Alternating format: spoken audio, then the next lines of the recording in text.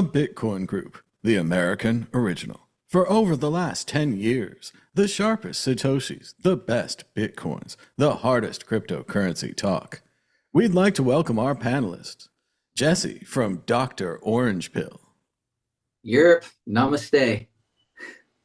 Oscar Gisa, Bitcoin Observer. Buonasera. Christian Rutzwell from Raspberry Blitz. Guten Tag. And I'm Thomas Hunt from the World Crypto Network. Moving on to issue 1, but first, the price of Bitcoin is up 0.53% in the last 24 hours, with a last of 110,607, a high of 112, a low of 109, and $1 equals 904 Satoshis.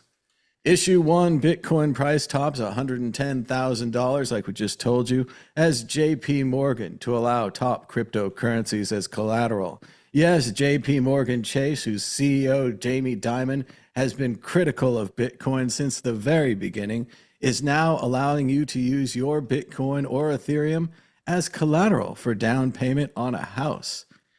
Jesse, Dr. Orange Pill, what do you think about Jamie Dimon's big turnaround?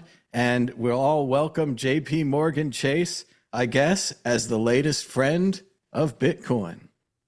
We welcome anybody who ready to bow down to the king. We welcome them with open arms.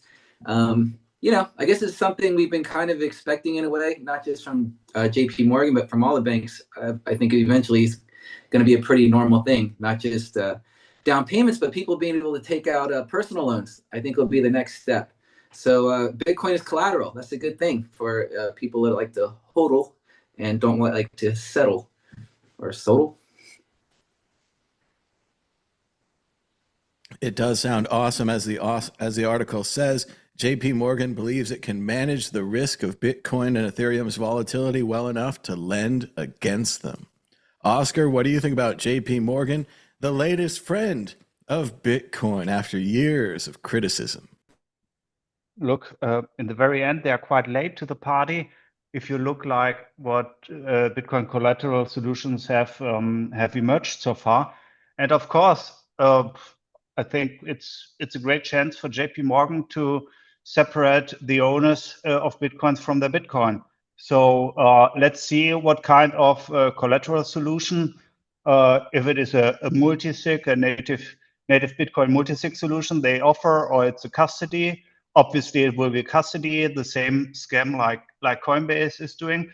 But okay, if the people know about the risk, why not giving Jamie Dimon your precious Bitcoin for getting some fiat money for it? You've been in Bitcoin all this time. You've just been waiting to lend it back to the banks at terrible percentages. It sounds like a good plan. Christian Rutzler, what do you think about the latest friend of Bitcoin, Jamie Dimon and JPMorgan Chase? Every time a bank joins the game, it's interesting to see. So it's for me one of those popcorn moments, and it's hard to say if it's good or bad for Bitcoin. Like it always depends on your perspective. It gives more legitimacy, so that's nice. I always like this, being more respected in the financial game. So I can get rid of my hoodie and get a better suit. But on the other side, yes, like Oscar already was telling, like it will be probably a custody game.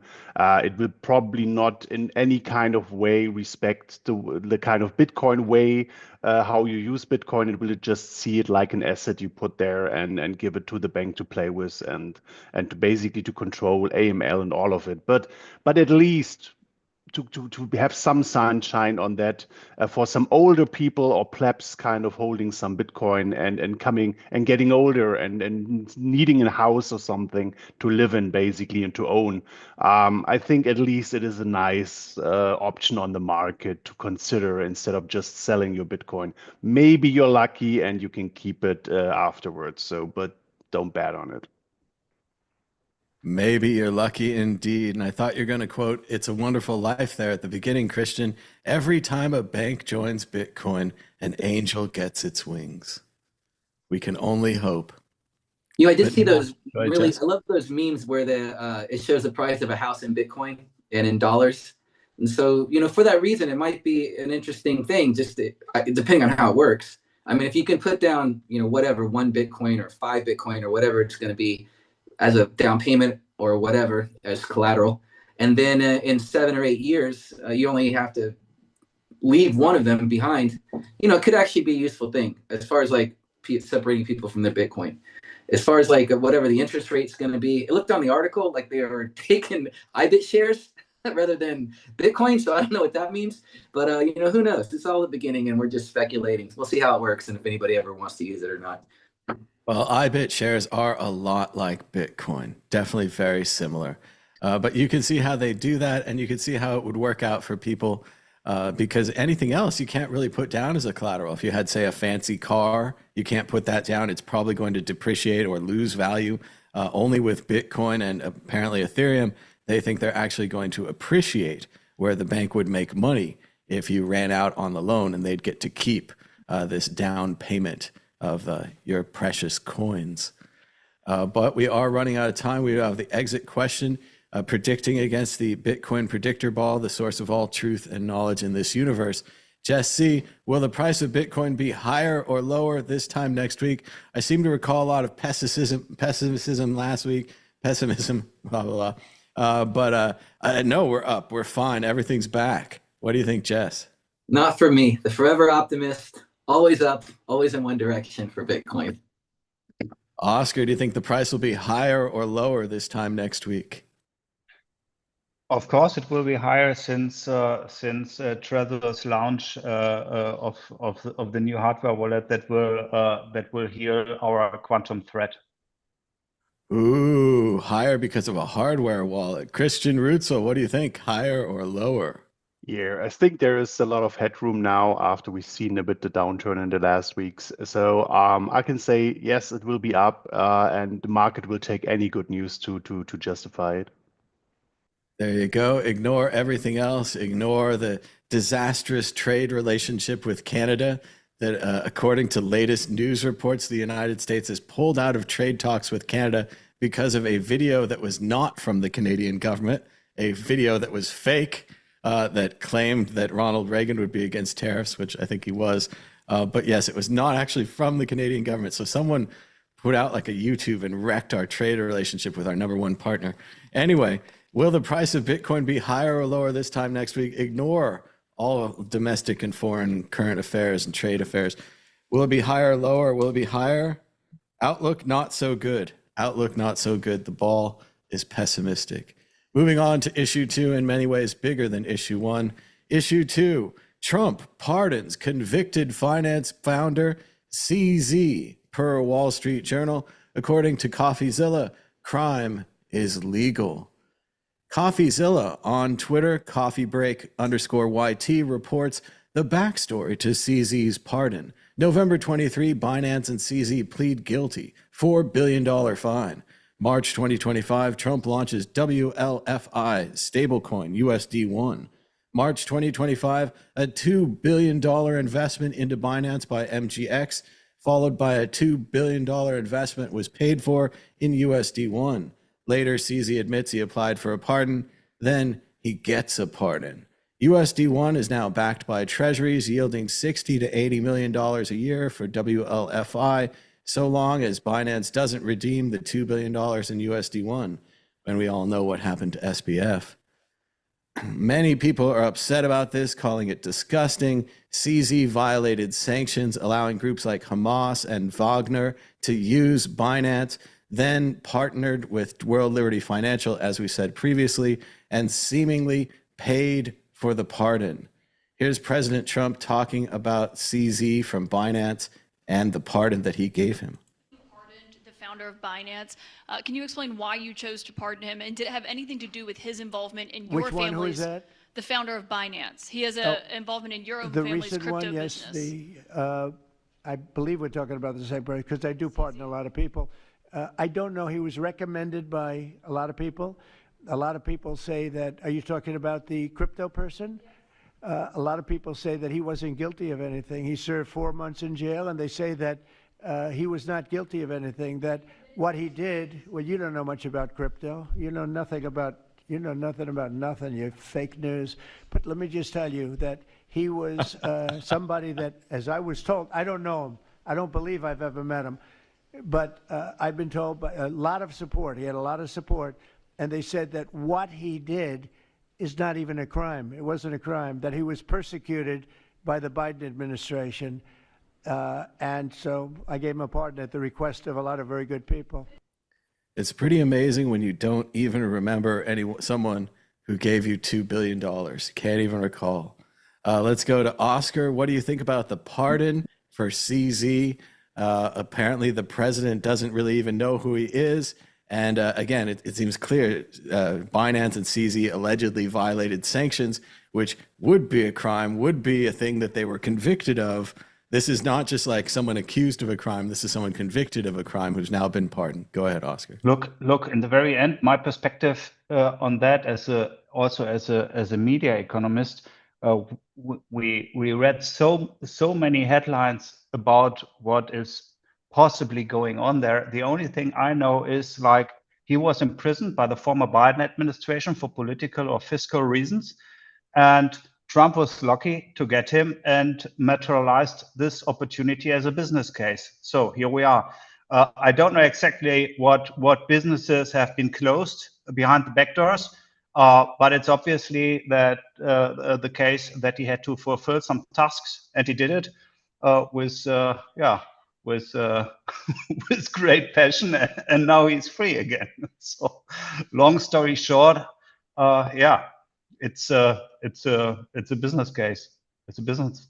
It's a business I think model. most definitely we can say that CZ is better at business than SBF, who many people on Twitter were saying would be so upset now seeing CZ pardoned for essentially the same thing SBF is accused of doing and is in prison for.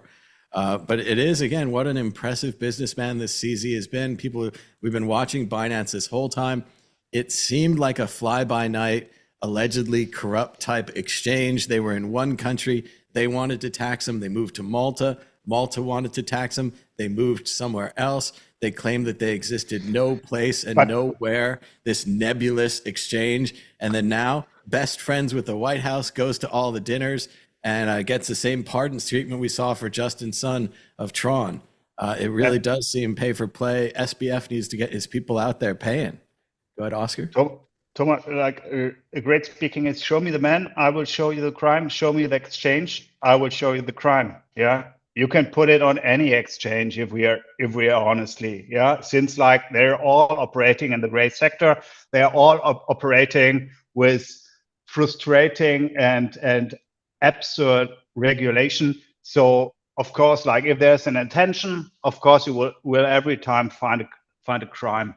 It's the same with Kraken, with their stealth offices, etc., etc., etc. So it's hard to but like if you do business with the government, especially with the U.S. government, and you move there physically, your own body into that jurisdiction, that's how such a story can go. CZ did take an awful risk, much like the Dread Pirate Roberts, to be here on our shores. But again, Oscar, to go back, I think the one who's really upset today is Brian Armstrong of Coinbase. This guy's a Boy Scout. He does everything right. He follows all the rules. And it turns out he could have been the biggest pirate in the world. If Brian Armstrong, who's an incredible businessman, obviously, was half the pirate that CZ allegedly seems to be, Brian could have conquered the world. He could have had it all. Christian Rutzel, what do you think about CZ being pardoned? And of course, the comparison with Brian Armstrong and Coinbase. The Coinbase case I'm not so much into, but I have to say, as much as I can see the whole Binance game, it was always this crypto game, like be decentralized enough to not to slip through the regulations, but centralized as much power as you can on a CEO or one person. So basically, I see it as this whole crypto game that's going on. So I have not much kind of personal kind of relation to the person, and I see it then as a really, as you say, as a you buy the politics. If you buy it, the politics can basically pick the winners and losers. It's rigging the game. I don't know. It's like America is for sale, and this is another episode in it. So yeah, I don't know. It's like it's what I find more frustrating if you want to see it like, oh, free somebody who did something nice in the crypto game. I mean, look at the samurai people. Yeah, look at Tornado Cash. Those are more the people that at least try to build some protocols and some services to decentralize it, even if they could have better and all the stuff. So, but those are still facing danger from the persecution from the basically under Trump's watch. So, as long as he's not at least looking into the Tornado Cash or at least the Samurai case, I don't take this as a oh, he's on our side or something. No, he plays the crypto games. He plays the World Liberty Finance stuff. This is all crypto games, and I'm not interested in those. And yeah, but America, have your fun with your crypto there. So. It does seem like the real winners in Bitcoin and crypto recently have been big businessmen who already have piles of money, who enter and then maybe short or long or whatever and exit with huge piles of money. Certainly not poor developers who have no money at all or little money and then exit with less. Jesse, what do you think about CZ getting a pardon from Trump? All the drama, even asked about it by the media now focusing once again on crypto. And again, just the greatest of lights. First, we have we have Sun from Tron with the duct tape banana on the wall. Now we have CZ, just the ultimate James Bond villain. And not the least surprised. Is anybody surprised? I mean, but Trump said he didn't know who this guy was. So, I mean, if there's one guy you can trust, it's the president of the United States. So clearly, and also, as he said, the questioner clearly knows nothing about crypto. So how could they even ask such a question? Whatever. This is just the way it is, man. The George Santos guy, I'm waiting for the Ghislaine, and then he says, I don't know who that is either. You know nothing about a child grooming, how dare you ask that question? It is quite something for a guy who accuses his opponent of using an auto pen and not knowing what he's doing to have press conference after press conference where he says, what are we signing today? And they say, oh, sir, it's something to ban fireworks. And he's like, oh, that's very nice. Oh, it's something to ban red letters. Oh, very good. He doesn't seem to know what's going on. I don't know why people aren't reporting on this. He doesn't, look,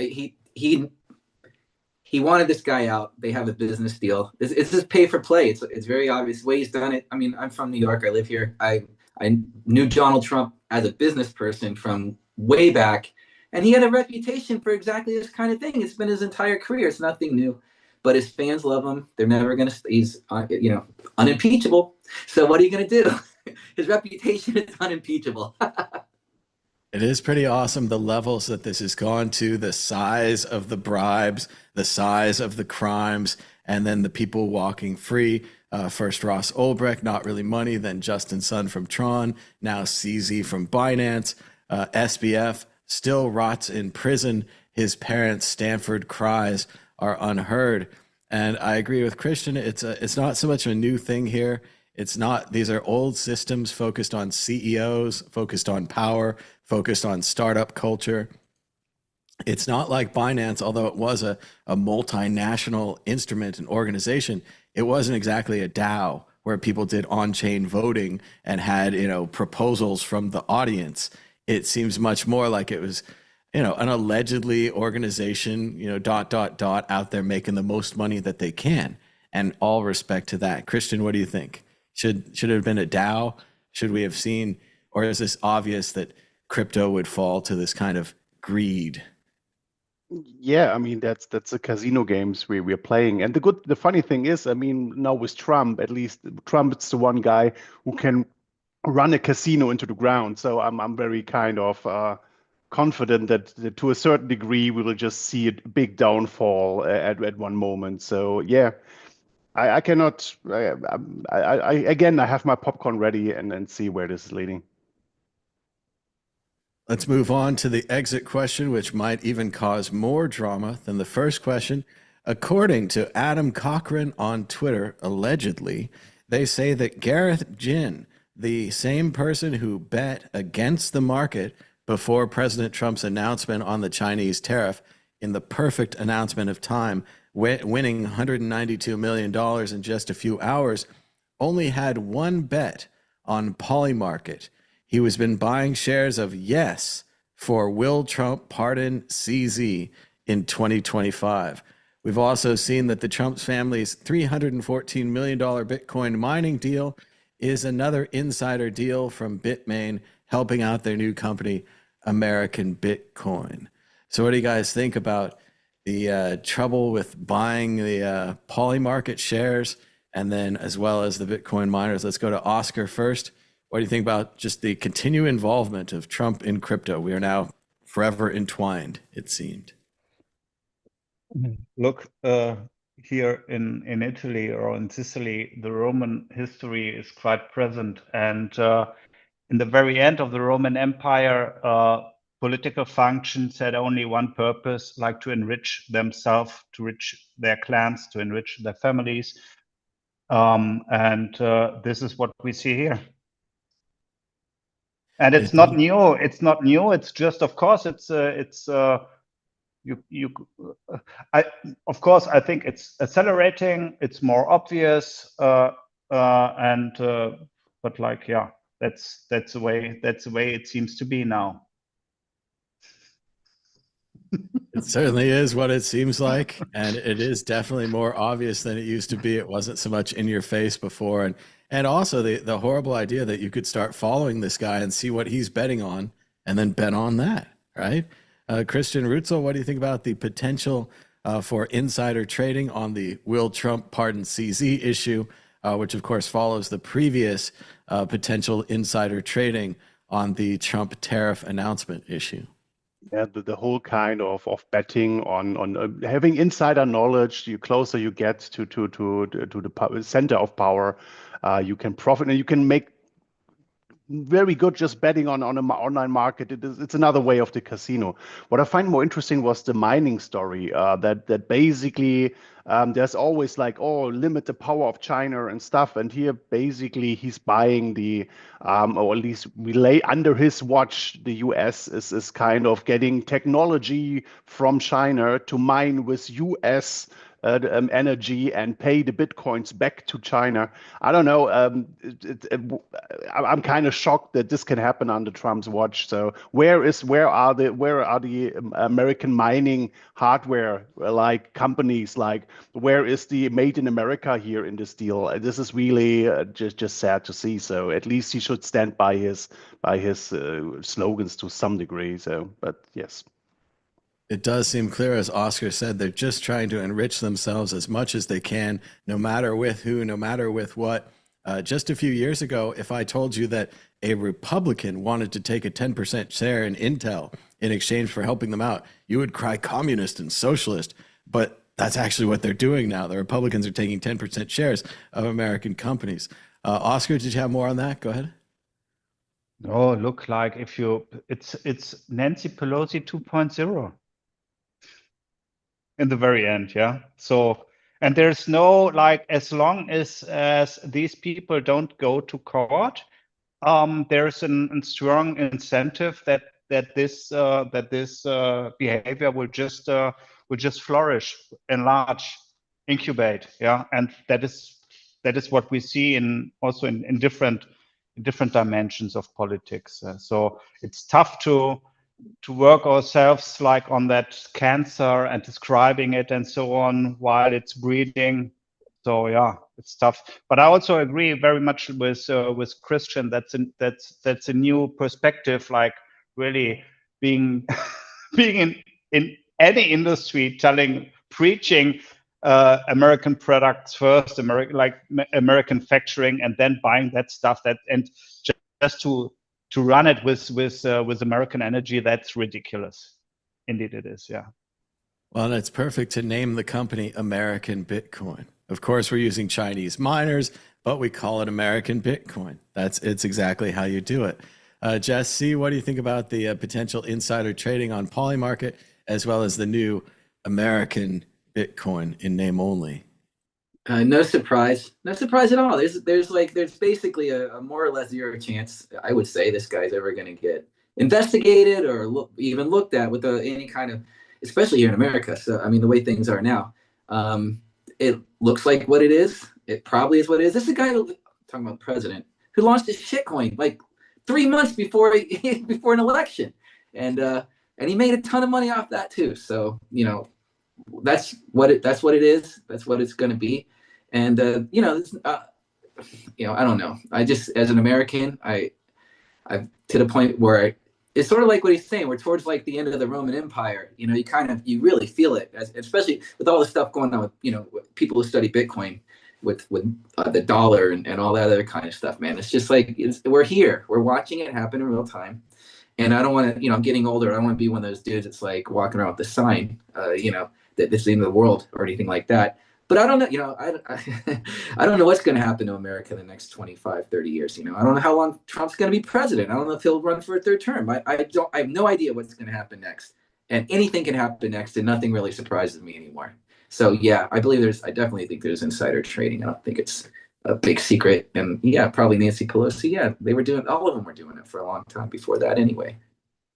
It does seem like there used to be more of a fiction to it, more of a cover story. It wasn't so out there and straightforward. Of course, with Nancy Pelosi, strangely enough, insider trading is legal for Congress people. They're trying to change that.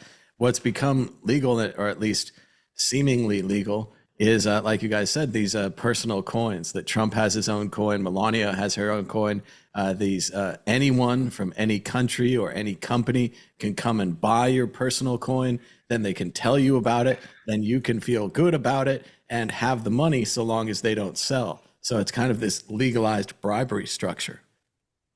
I think with any news, we are very well advised to look on the positive perspective on that. And somehow this is the decentralization of insider trading. Would you agree on that? We've revolutionized it. We've clearly made it better. We've clearly made it like it's faster. They're making more money than ever. They're getting higher numbers. I mean, $192 million. That guy opens his account that morning. He puts in the, I don't know, $1 billion. He shorts the market. He takes out the 1.2 billion or whatever. It's hours. We're talking hours. I mean, they should put that in the ads. They should be like, at our company, Hyperliquid X, you can walk in with $1 billion and walk out with 1.2 in under 3 hours. All you need is an email and a password. So yeah, we've revolutionized that. We've revolutionized money laundering and kind of drug running and all these kind of things. I mean, getting by sanctions. This is all Bitcoin, which I think is going to blend well into our next topic. We're going to move there now. But first, check out worldcryptonetwork.com, where we've got 4,628 videos. You could watch it for 3 months, 23 days, and 1 hour straight without any breaks, but it would probably be messy. Moving on to issue 3, Bitcoin ATM fraud is back. How CNN tied multiple fraud reports to one single crypto ATM machine. Ooh, the orange one is bad. I knew it was a scam. Valley woman loses $8,000 just before Arizona tightens crypto ATM rules. 85-year-old Texan saved from a Bitcoin ATM scam by Guardian Angel. The 250 million warning all Americans should heed. As the story said, she was about to put $20,000 to $40,000 into an ATM when another customer called the police to help her. And Bitcoin ATMs increasingly used by scammers to target victims. And even Montana is looking at a regulatory push to protect people from Bitcoin ATMs.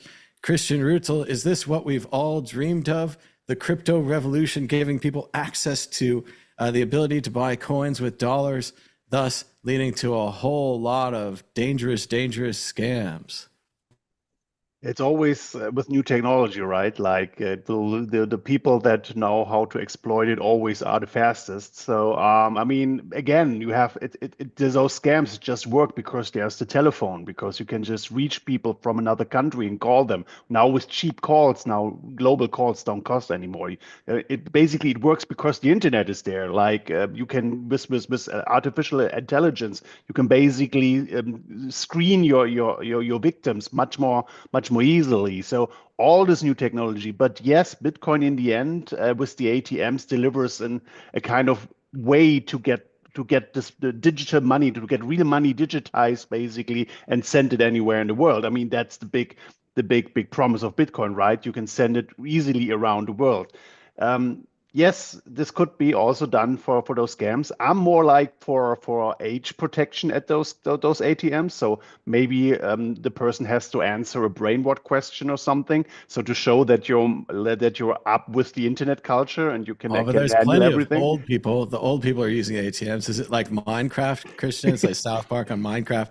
They have to know what a creeper is or they can't Yeah, withdraw. something like press the creeper or something. Like, I don't know, like at least get the old people off of those machines, like because those the sad thing is like those are often life savings that are getting lost. I'm not exactly sure how to handle this creeper thing, or was of course a fun question. But the older people are vulnerable. The elderly people are, and even we might be in the future when we get older and we have our Bitcoin stack at home, like you have it like in your house, in your control, and if you get older you get confused, or it's like it's not easy. So to have some regulation there, I don't know, if it's well thought out, I could be open for that. But as I expect, it will be a lot of crazy stuff that's coming down the pipeline now. Well, it starts like the first place to start would be some caps. Don't let people send 10,000. Don't let people send 20,000. Some kind of limits. Of course, you could have the person sit there and send 500 at a time forever, whatever it is. There's always ways around it. But it is so sad to see these seemingly magical machines that for years I've told people, hey, go use a Bitcoin ATM, buy Bitcoin, get it with cash. In the early days, you could even get it without KYC. You could just put the money in there. But then, you start to see the dark side of these machines. I know in San Francisco, we talk to people and be like, oh, we're so proud. We got a Bitcoin ATM. We got a little storefront here at purse.io back in the day over on 16th Street. And they would tell us like, yeah, you Bitcoin nerds are nice, but the people that come in to use those ATMs are not nice. And without us nerds knowing, let's just say that a lot of prostitutes were using the ATMs and sending the Bitcoin, presumably, allegedly, whatever, to their pimps. So maybe there's some pimps out there sitting on some fat Bitcoin, thanks to the work of the Bitcoin OGs like us. So it's too bad. This was not the goal. This is not what these machines for, and it's certainly not for people to be held hostage. Remember, the people that are doing this, they have the phone up. They're like, they think they're talking to the IRS. They think they're talking to someone that's kidnapped their son, and they're desperate and they're sad. And the people keep them on the phone the whole time. So they've been on the phone with these people for hours and hours. They're psychologically bent out. They get them all, oh, you have to help me. I'll lose my job. Granny, you're like my granny. You've heard on the YouTubes, they have all these things. And in a way, though, like Oscar's saying, Bitcoin, we don't make the scams. We make the scams better.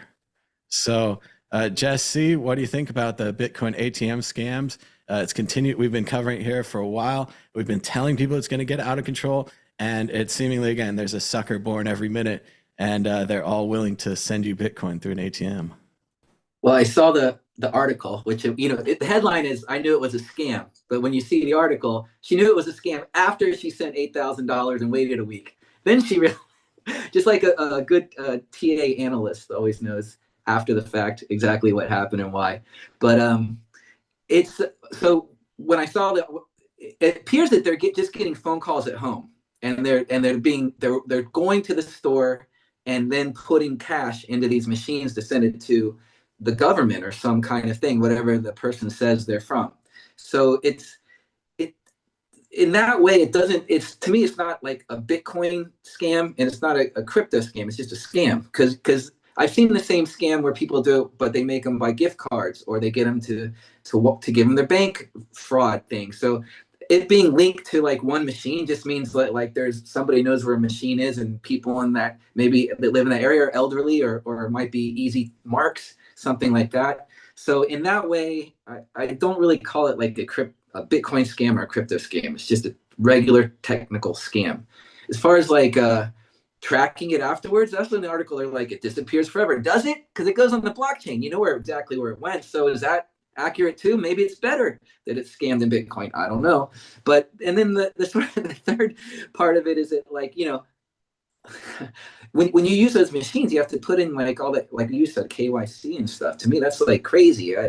I from the time that I've been in Bitcoin, which is like 2018, 2019, at that point you already had to do KYC. So I don't know of a world where you didn't have to do that. So the first time I tried to go to one, you know, as soon as they wanted my passport, I just did an about face and I never stepped foot in there again. You know, the really great part about this is that the victims can now pay taxes on their scam. If you bought $20,000 in Bitcoin and sent it to someone, you're still on the hook for the purchase. What a system. What a world. Yeah, it's crazy. I mean, I don't know. So as far as like solving this problem, it's, you know, I don't know. It's like, it's scam. It's telephone scams. You know, I get all kinds of I get phone calls daily and texts still. I don't know why, but, you know, I think it's more basic education. I don't think it really, so long story short, it's not a Bitcoin scam. It's just a scam. And it really has nothing to do with Bitcoin. It's just, that's the thing that facilitates it. But it's really just a cash scam. It's just someone trying to get cash out of your hands into theirs. And it's just one way of doing it. Well, I think you're right, Jess. There were previous versions of this scam. They would have the person go to, say, FedEx and get a box and put the money in a box, or put the money in some kind of a container that would mask the money so you wouldn't be able to get it in the scanner or whatever, these kind of things. And again, the people didn't say, oh, we've got to stop the postal service. People are sending money through it for scammers. But they do say that with Bitcoin. And I do think that it's part of the inherent properties of Bitcoin that it can be sent to anyone and not stopped, that does continue to allow these scams and will in the end lead us to look back as a golden age of Bitcoin. This is the time when you could cash in and out of your bank account. Coinbase was still a legal company, not running underground like Binance in the future. All of this is just golden because they really don't know what they're involved with. It's much like the internet. They think they have one thing, maybe it's another thing. Maybe they can, you know, tamp it down and put the rabbit back in its hat, or maybe they can't. And previous times they've been successful. The rabbit's always gone back in its hat, but this time, I don't know. What do you think? Will this continue? Will they use this as a reason to get rid of Bitcoin ATMs altogether, like they have in the United Kingdom? Christian Rutzel, the future of Bitcoin ATMs. I always think like it's up to the local communities, because that's you have to say, like, you're putting a machine there, it's like you're putting it into your local community. And I think it should be very locally, when it should be regulated, it should be also very locally regulated. So if you can see that your community is not able to handle it, then maybe you put really harsh limits on it and even maybe get rid of the machine. I think if it's really on a very local level, this can be decided, or you can even, if you want such a machine, then maybe you make some education first in your community and stuff. So a little bit, I always like the idea of very localized regulation, where you can really by the community you're in, you can judge if this makes sense or not. But what we probably see is those state-wise or very centralized regulations coming down the pipeline, and those always hit the people that need it. They cannot use it, and the other people find a way around it. So yeah, let's see where this is going. I don't think. Local regulation would be my favorite. Very local community regulation. It does seem like they're getting much more than they think they're getting. With a normal ATM, it's a link to the bank system, to somebody's bank account. It can cause a limited amount of fraud. With this Bitcoin ATM, as much as I'm a supporter, I'm seeing it as, Christian's seeing it here as like a portal to the internet. And it's possible for all kinds of fantastic fraud. If you think about divorce cases, think about alimony, taxes, sanctions, all of these things. If you put the cash into the machine, send it God knows where, what does the divorce attorney do? What does the tax person do? And here in Las Vegas, we have them right there in casinos. So, you know, maybe if you actually did win at the fixed gambling games, you could then put your winnings in there and the government doesn't even know if you won. It's another magic way where you enter the casino with money, you exit with nothing, but at the same time, maybe you still have something. So these Bitcoin ATMs are very magical, but maybe not in the way people are thinking about. Jess C., what do you think about the future of Bitcoin ATMs? Are they going to be banned? Is this the next rap music or fast swing music or something? Yeah, banned. I seriously doubt that. But I think you're onto something when you said the limits. That seems reasonable. I mean, especially if you got to put all your information in there. Maybe you can only do a couple thousand a week or something, because that's how it is in an ATM. I mean, if I go to the bank ATM, maybe it's a little different. But I even have to go to a teller if I'm going to take any big money out. If I went to the grocery store ATM, I'm not getting out more than $200. So how, the other lady in one of those other stories, the only reason she was putting in $25,000, 25 grand in cash, and somebody was watching her, just I guess putting in all these hundreds, and was like, hey, you sure you want to do that? And kind of like put the kibosh on it right before she didn't lose any money, because it was literally it's like the guy was Price on is the phone. Right. You're in the 7-Eleven and somebody's got 20 grand cash shoving it in a machine, and you're just watching it. You're just like, what is going on here? It's crazy. So I don't think they'll get banned, but they'll probably. It would be reasonable to put some kind of legislation on it or something, for limits. That seems like a pretty reasonable thing to do. And of course, a friend of ours in the UK stopped a woman from sending all her money out, and he never got a newspaper article or all this stuff. So it's just not fair. Let's go to Oscar. What do you think, Oscar, about the future of Bitcoin ATMs? I would like to say some certain things. To start with the future, I think Bitcoin ATMs, of course, will have a future, as well as ATMs have, since if they are completely regulated, like the scam is perfect in terms of, I know from our Latin American friends, like in Brazil, for example, where you can withdraw with some solutions Bitcoin from any ATM, any face recognition data is recorded with the help of ATMs. So ATMs are a tool to taint your coins, to taint your addresses. And I think this is already processed in the European Union. For example, this is like last time I wanted to withdraw some money from a traditional ATM machine here, wearing a motor helmet. I waited three minutes, no message on the screen. I took off my motor helmet, and I had my money 2 seconds later. So this is already processed. So ATMs will have that future.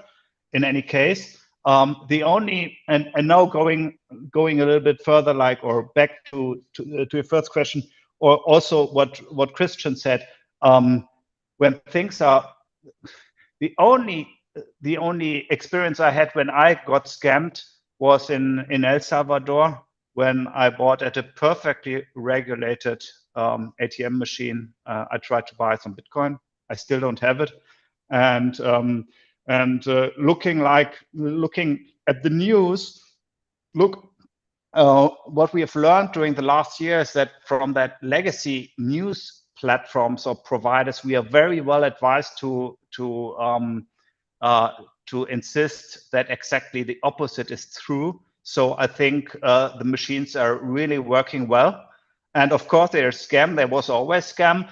And I also know some people were scammed. And I would like just to end my my contribution with a question: what would be if these fake news providers like CNN, etc., would spend their reach and their time for educating people about how to treat Bitcoin in the right way, instead of fear mongering and bringing people to providers of really scammy services? What would be then? Well, certainly the first thing to tell people is that the IRS never asks for Bitcoin, and that kidnappers also probably rarely ask for Bitcoin, especially if you're just some normal person. But a lot of that's just common sense. And again, we don't know what it's like, especially for the older generation who has this strange phone call come in and all of this attention when you have no attention, and you're sitting there in your apartment for days and days and days not talking to anybody, and all of a sudden this guy's talking to you all the time and he won't stop talking to you. You can see why people get into this and why they get scammed by it. But just going back to what Jess was saying about the limits, they can put limits all they want. But remember, there's this film allegedly that exists, the last film of Philip Seymour Hoffman, and it's him going to the ATM like every hour to get more money so that he can then use it for heroin. So if people do want something, like they want a drug or they want to, scam these people or whatever, they'll just have them deposit $1,000 a day and keep them on the phone all week. I don't know, but like Oscar's saying, like Christian was saying, it's about education. We just need to educate these people. And sadly, for the older generation, maybe it's time to get rid of the telephone, especially the landline, where you get a lot of these phone calls because they can scroll through the system and get you that way. It seems like that phone, which was your friend for so long, has become your enemy. And this is probably how you're going to get scammed out of your inheritance, is by your parents or someone picking up a bad phone call. And that seems preventable. Moving on to issue 4, quantum analysis and quantum computing. Bitcoin price prediction. Analyst warns the quantum dilemma could lead to serious Bitcoin bear markets. There's also a dormant Bitcoin whale with $442 million. They invested a long time ago, and they've just moved their money, allegedly due to quantum fears, although maybe they just wanted $442 million. Sounds good too. The Daily Hodl reports that quantum computing threat in just 2 to 8 years, warns Charles Edwards. Of course, if you go to Reddit and read the first comment, this headline pops up every few years. It's not as bad as it sounds. Quantum computers could theoretically break signatures, but it's a long way off from being practical. The Bitcoin developer community has already been preparing for this. With quantum-safe Bitcoin signatures, Bitcoin could soft fork to quantum-resistant cryptography before it became a real issue. Open source network can adapt and evolve.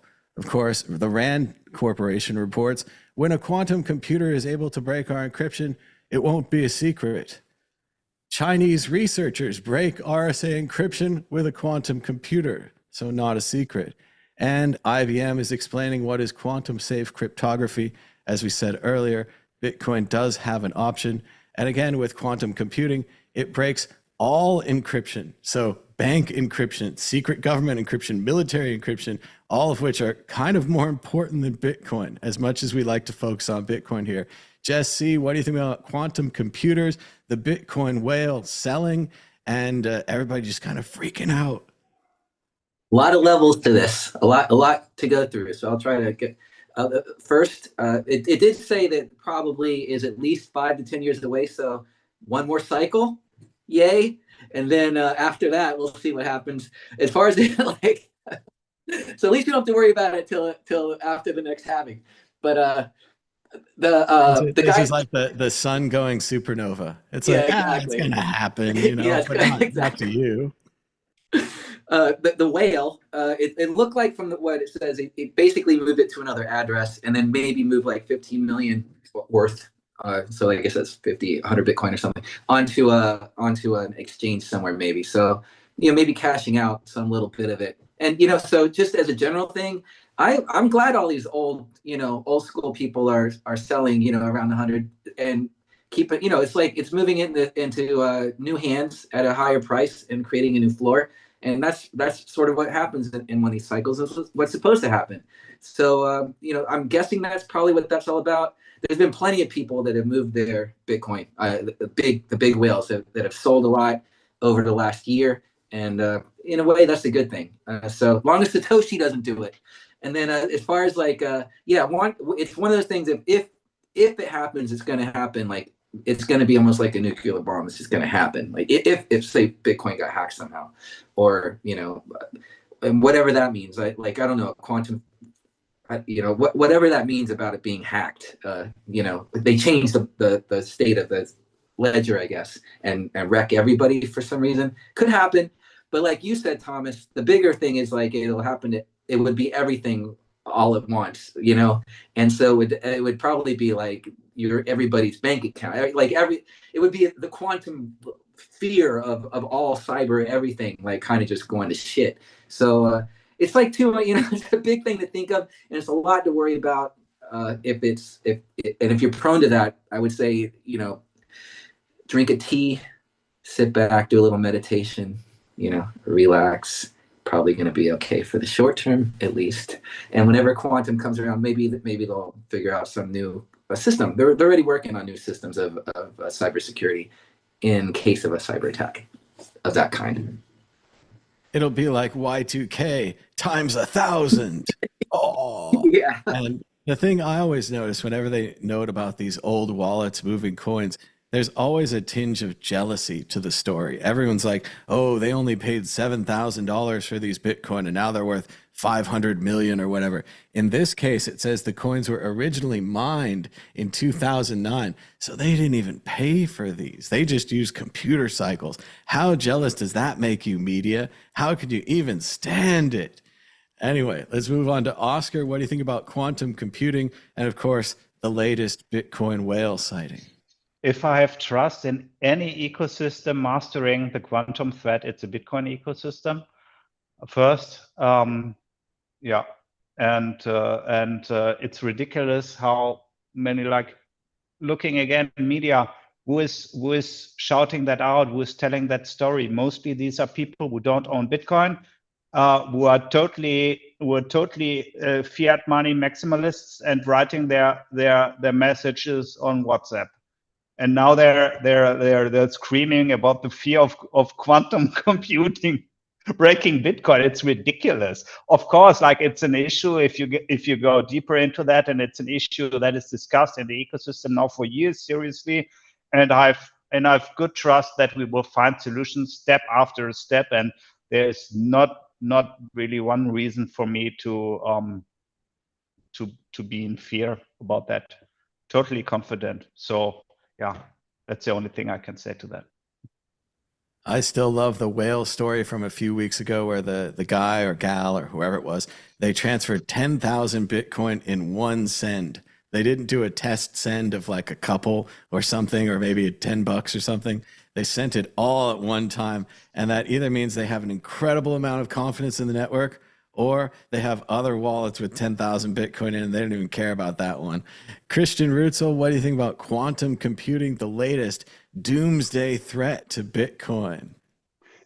I mean, it's always like with the media, like it's driven by doomsday stories because they click, and this is how capitalism works nowadays in the news cycles. So, but there's some substance in the stories. I mean, there is this Google kind of discovery, this progress in the quantum computing field. So at least pushing the boundary closer. So there is at least something to say, yes, there's something coming on the horizon. I also see it like in the next decade, but I'm also no quantum expert. What I can see from the Bitcoin kind of thing, because we talk there will be a bear market and the longest ever, whatever. Yeah, something. I think. I mean, look how Bitcoin always changes. It's a big consensus system, and to get everybody on the same page, you always need pain to make a bigger change there. Yes, I can see there will be some pain points ahead in the future, and it has to hurt. It's the only way how Bitcoin can come together. If everybody feels the pain, everybody comes together, is interested in a solution, then we maybe activate some BIPs that are lying there. I think it's okay, and it's a good strategy to not overrush the implementation of quantum resistant technologies into Bitcoin, because it always like, let's wait a bit, maybe there's coming something better, so don't implement some first kind of generation quantum resistant technology. I like that. So I think being prepared is a good thing, and you can see this in the Bitcoin scene. If you look at at the discussion forums, you can see just this year you have much more reporting and discussion on this topic. So at least people getting Clyde in the state to prepare for this.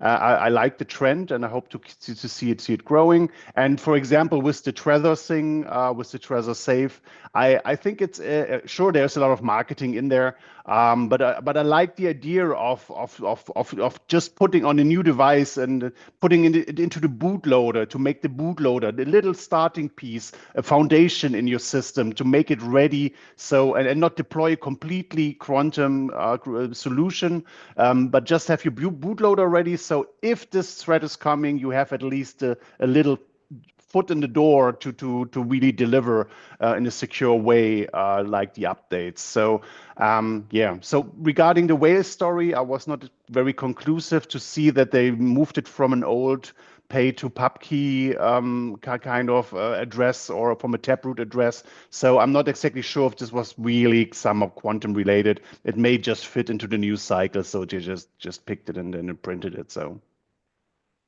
You definitely don't want to be the first with a quantum solution. Like you're saying, Christian, it could cripple your project and then other better solutions come out that are 10 times faster. And I think it's pretty insane for the media to link this whale to quantum computing fears. Just because somebody wants 400 million or whatever, good on them. They were tired of holding and they want 10 millions of dollars, whatever. Let them have it. That's great. But we do keep monitoring these wallets. It gets funnier and funnier. And it's also getting worse and worse. If you're tracking this, more and more smaller wallets will soon be monitored. And soon they'll be like, oh, I can't believe you spent $200 for beer in 2017. That's worth $5,000 now. Stuff like that will be happening. And they'll be asking who owns that wallet. We've got just a few more stories here. We'll do a really short 2-story grab bag. The Federal Reserve enters a new era in payments. Waller welcomes crypto to the table. Federal Reserve Governor Christopher Waller says the United States Central Bank is entering a new era that embraces DeFi, distributed ledgers, and digital assets within the mainstream financial system. Just another story that I can't believe we're seeing. I can't believe the Fed is a fan of Bitcoin. Even though so many terrible things are happening in this administration, it is pretty impressive to see some of the promises come through for crypto and Bitcoin. We'll ask the panel about that, as well as this post from Grubles at Not Grubles on Twitter, following up on the Bitcoin Knots CSAM, CPAP, whatever it is, imagery. Someone has uploaded the Tank Man image. As you know, the Chinese government during the Tiananmen Square democracy protests or massacre, whatever you want to say, 1989, the Tank Man stopped the row of tanks.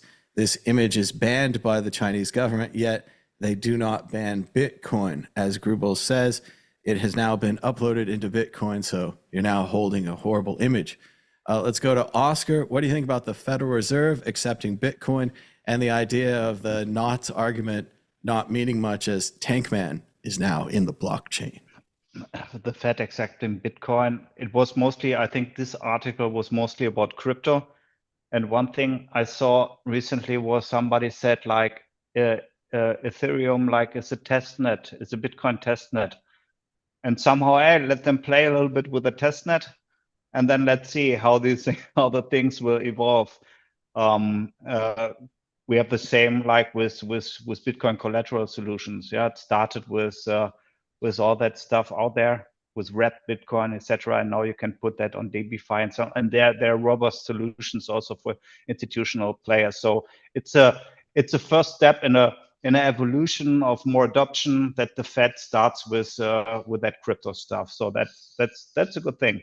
And and the second one, like, yeah, one more reason for the Chinese Communist Party to ban Bitcoin. Yeah, it's just one more reason. So yeah, nice. You can also like, I don't know what to say more about that. Well, and again, we've all known there's horrible things in the Bitcoin blockchain, not to mention all of the transactions which send money to God knows who and God knows where, which has always been the thing with money. Let's go to Christian Rutzel. What do you think about the Federal Reserve accepting Bitcoin, maybe crypto, and then the Tank Man suddenly in the blockchain? Yeah, I mean, again, like the old financial system opening up to the crypto world and more fusing with it. I mean, that's basically a trend we see more and more. So that's interesting to at least to watch. The question is always like, how do you use those more legacy systems? How do you integrate them? If you put them at the center of your system, or you build reliance on them, I think you get rid of all the innovation basically, and you just build some new powder, some lipstick on the pig basically. So the question is if there's really something changing. If you use those systems sometimes on the outside of your systems, I think you can often make it easier for people. You can upgrade the UX basically for the customers and make it easier to onboard. So it depends how you use those kind of gates if they open. And first of all, and it's basically all the crypto land out there. I haven't seen anything regarding Bitcoin there. It's basically somehow included, I think, but I haven't seen some example that's very interesting from the Bitcoin side. On the Tankman thing, the whole, I mean, this shows a bit like how this discussion is a bit blown up at the moment. There was always this problematic kind of content somehow hidden in the blockchain, and I think also it will not be a make or break moment if op return is little bit bigger, or allowing you to store a little bit more of forbidden data or make it a little bit easier, or like to say, it's not a make or break moment for Bitcoin, because and this is what Oscar was basically saying, if some regime wants to come after Bitcoin, they will find a reason anyway. So it's like this is like the policeman going around your car, and they will find something if they want to search your car. So basically, I think so. It's an example to show how overblown a little bit this discussion is on this one topic on the NOTS team, or at least the community around it. So yeah, it would be nice to talk about other interesting things we can change or update in Bitcoin. And I'm a little bit tired on this one point, making it so overblown. So yeah, thanks for this one example that nobody cares basically. It would be better if they had a more technical example, something about the size of the blocks or it getting too full or something. Really, it's just more offensive images. And look, now we've embedded the Tankman into this show. YouTube will now be banned and blocked in China. This image, famously taken by a Western photographer who I believe then hid the film in their toilet, then snuck the film out of the country.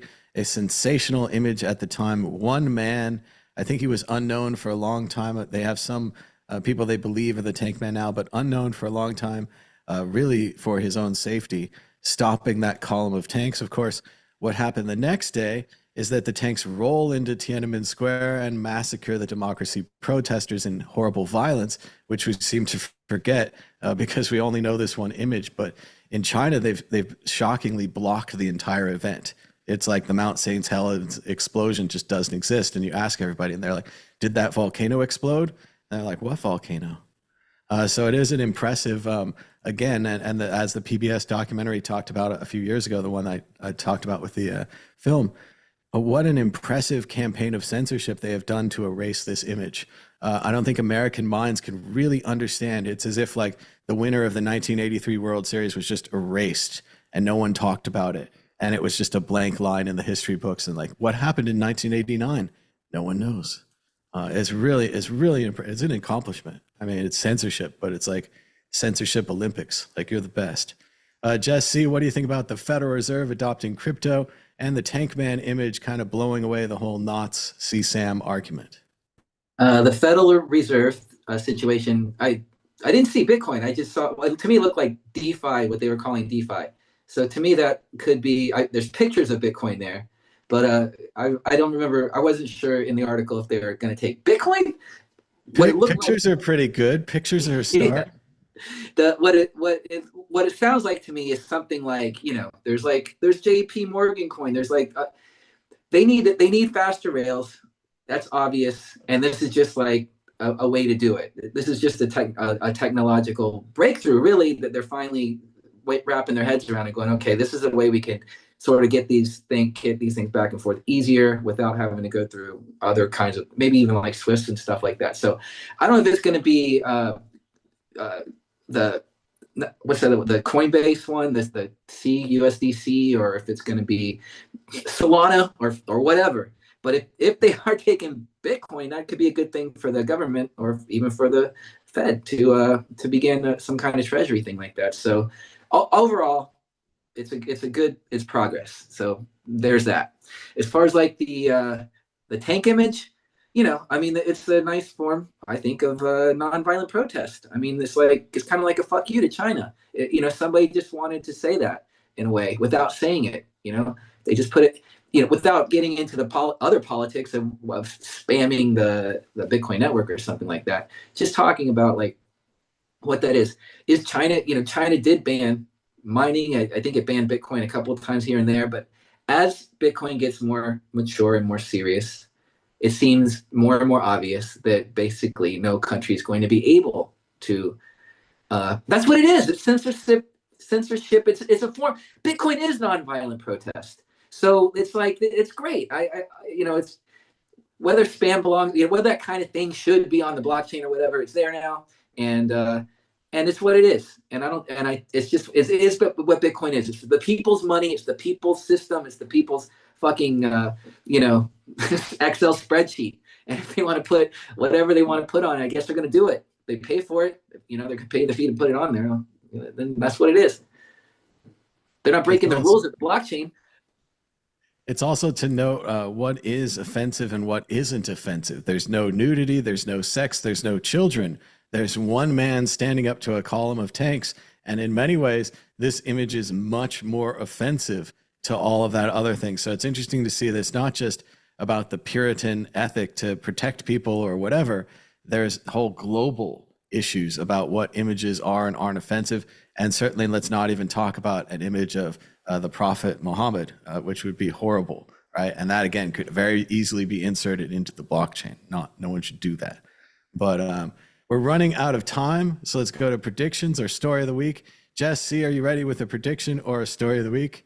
Go ahead. Well, I made a prediction last week, and so actually I want to take a step back because 3 years ago I predicted a 125 top on October 25th, and we kind of we almost hit it. But I mean, that's basically kind of what happened. So in that way, I've done something incredible. But besides that, I said last week, and I'm gonna go forward on it and say it one more time to get it clear to everybody out there. 3 years later. Exactly. I think that I think that the 4-year cycle still exists, and I think because there's so much hubbub about it in a sort of a big way, that this one's going to be a little bit more extended and less volatile. So I think it goes into January. I think some of the earlier cycles did go into January, maybe. And then, whatever happens after that.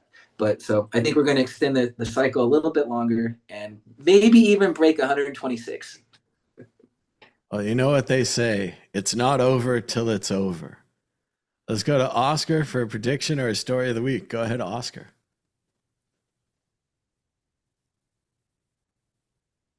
Dramatic unpause. So yeah, prediction. Look, I really don't know how much paper Bitcoin they can still sell to keep the price at that level. So keep buying, no idea. I'm totally enthusiastic by the new Bitcoin Collateral solution ecosystem that is emerging. Just found this week one webpage, zone21.com, that compares that starts it's from the Nunchuck guys to they compare Bitcoin Collateral solution there with different dimensions of risk management, evaluating the oracles, etc. And so it's like a product service check now for this new ecosystem, and it's perfect. It's working. I'm also doing that. You can get that. I'm a happy user of HODL and Debify, and even now, you get from a Swiss bank, you can get Swiss francs at nearly at the same day without any problems, with just putting your collateral on a relatively safe multi-sig escrow address. I'm loving that, and I think that is going to be the main driver for the next cycle, since like people who discover that opportunity and family office, etc., will do so. Buzzword perpetual income, that will just, nobody will sell anymore. And if people get that, what that means, that will be like a massive adoption boost and also price boost. So yeah, maybe next week 150, I don't know, would be reasonable. It does seem like after last week's crash, we got rid of the shorts, we got rid of the longs. Maybe that gives us room to take off and go straight up. Maybe that also gives us room to take off and go straight down. I have no idea. No one does. Christian Rutzel, prediction or a story of the week? Go ahead. Yeah, I think I will try to predict something I can mostly control, and this will be that I will be in the UK, probably not completely guaranteed yet, but on the 22nd of November there is the Bitfest conference happening. Oh, perfect! You have it ready. That's perfect. And I heard there will be a DJ set from DJ Rutzel happening at the 22nd in the location Factory 251. So I think we're still finding out the details still, but and there will also be Dan, the Crypto Raptor. So it will be nice. And Roger 9000. So you will have kind of the absolute A-listers here of the kind of Bitcoin culture scene, I think, and all mixed with a nice conference and interesting other kind of crypto related topics. So yeah, this will be happening. I hope I get my visa for the UK because Europeans have it not hard now to get into the country. I hope I get my passport stuff ready and all the kind of things, and let's see if it works out. And I'm happy to hang out with my UK friends a little bit more. So that's my prediction for November at least. I hope you get it. I know the EU or the UK people had trouble getting in the EU, and now the EU people have trouble getting in the UK. What is going on over there? It's complete nonsense. A few years ago, you'd just be friends. They'd be like, "Oh, come on in." Oh, so nice. And, get a plane, and get over there. Hi there. don't they have get the back. same systems? Yeah. They can't just look you up in the same computer and be like, "Oh, yeah, it's still not a threat from the EU." They're like, "No, we destroyed all those computers in Brexit. We destroyed all evidence that we were ever friends with Europe. It's gone. You're on a new system now." But I hope you get it worked out, Christian. I hope to see you there. And I hope to see everybody at Bitfest. I'm going to be there in the cold in Manchester, November 21 through 23. Go to bitfest.uk. Still sign up and get tickets. It's going to be great fun at Bitfest. But thanks to everybody for joining us. Thanks for saying hello in the chat. We got one comment last week, so shout out to Roy. He keeps the comments coming. I hope Starship had a good dinner with his friend. He said he's going to listen to this later, so we missed him in the chat. But thanks to everybody for joining us. Be sure to give us a thumbs up down below. And until next time, bye-bye.